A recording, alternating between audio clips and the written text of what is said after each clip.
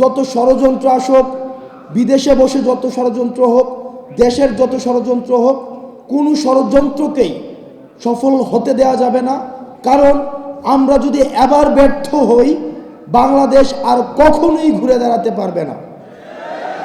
প্রিয় সহযোদ্ধা, জুলাই থেকে আজকে পর্যন্ত আমরা আমাদের সংগ্রাম অব্যাহত রেখেছি। আমরা অস্বীকার করছি না। কিছুক্ষণ আগে একজন বললেন যে গত 4 মাসে কেন আমরা বসতে পারিনি। আমরা অস্বীকার করছি না যে আমাদের মধ্যে প্রিন্সিপালসগত মতপার্থক্য নেই।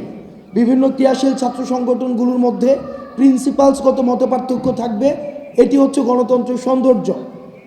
সবাইকে একমত হতে বাধ্য করা, এটি হচ্ছে শেখ হাসিনা কালচার। সবাইকে একমত যেভাবে হবে না, প্রিন্সিপালসগত অনেক বিষয় হচ্ছে মতপার্থক্য থাকবে। কিন্তু বাংলাদেশের অখণ্ডতা, সার্বভৌমত্ব, বিদেশি আগ্রাসন, এসবের প্রশ্নে আমরা হচ্ছে ইস্পাত সম আমাদের ঐক্য বজায় থাকবে। আমরা ইতিমধ্যেই বাংলাদেশের সার্বভৌমত্ব এবং অখণ্ডতাকে কম্প্রোমাইজ করে আওয়ামী লীগ সরকার বছরের পর বছর আমাদেরকে শাসন এবং শোষণ করেছে। তারা দিল্লিকে কিবলা বানিয়ে ঢাকাকে শাসন করেছে।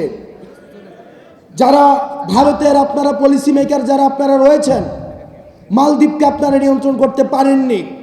শ্রীলঙ্কাতে আপনাদের আধিপত্য হারিয়েছেন। নেপালের কাছে আপনারা বশ্যতা স্বীকার করতে বাধ্য হয়েছেন। ভুটানকে আপনারা বিপদে পাশে পান না।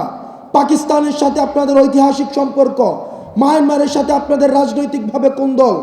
আপনাদের আশেপাশে কোনো দেশ নেই যারা আপনাদের সাথে কোনো ধরনের সৌহার্দ্যপূর্ণ সম্পর্ক রয়েছে। ভারতের সাথে আমাদের যে সম্পর্কটি, এই সম্পর্কটির অবনতি সেটি কোনো ধর্মীয় কারণে নয়। ভারতের সাথে আমাদের যদি ধর্মীয় কারণে কোনো সম্পর্কের অবনতি হতো, তাহলে নেপালের সাথে ভারতের সবচেয়ে ভালো বন্ধুত্বপূর্ণ সম্পর্ক থাকতো। নেপালে 81% হিন্দু হওয়া সত্ত্বেও ভারতের সাথে কোনো ধরনের সুসম্পর্ক নেই। সুতরাং বাংলাদেশের প্রতি ভারত বছরের পর বছর, যুগের পর যুগ যে ধরনের নির্যাতন এবং শোষণ চালিয়ে এসছে, এই শোষণের বিরুদ্ধে আওয়ামী লীগ সবসময় কম্প্রোমাইজের মধ্য দিয়ে ক্ষমতায় ঠেকেছে। সেটির বিরুদ্ধে আমাদের এই তরুণ প্রজন্মের আমাদের গর্জন এবং আমাদের লড়াই অব্যাহত থাকবে। আর কখনোই কোনোদিনও আমাদের জীবন থাকতে সাদিজের রক্ত যতদিন আমাদের মনে আছে, ওয়াসিমের রক্ত আমাদের যতদিন মনে আছে, মুগ্ধ এবং সাইদের রক্ত আমাদের যতদিন মনে আছে, ততদিন পর্যন্ত ভারত এই বাংলাদেশে আর কোনোভাবেই আধিপত্য বিস্তার করতে পারবে না।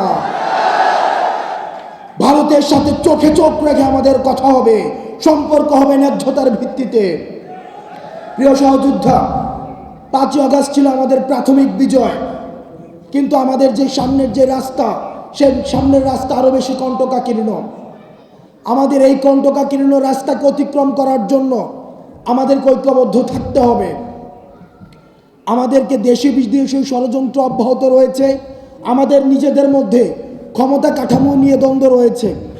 ভবিষ্যতে কে ক্ষমতায় যাবে সেগুলো নিয়ে আমাদের নিজেদের মধ্যে অনেক প্রিন্সিপালসগত মত পার্থক্য রয়েছে।